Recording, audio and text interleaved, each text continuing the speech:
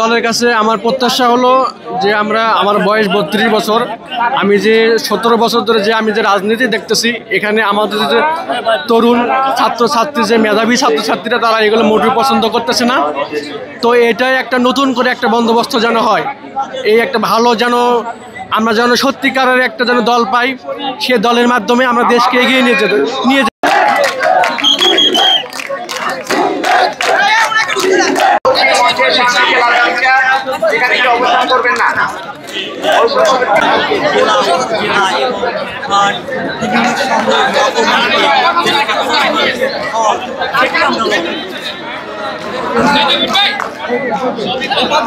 কোনো দুর্নীতি করে না, দুর্নীতিকে প্রশ্রয় দেয় না, এবং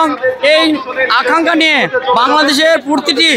জেলায় এবং 350টি আসনে নির্বাচনে জয়ী হয়ে বাংলাদেশকে সুন্দর রাষ্ট্র বিশ্বের বুকে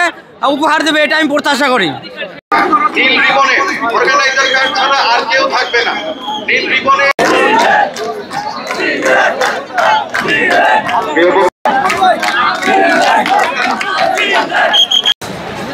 তারেক রেজার নেতৃত্বে ঝিনাইদহ থেকে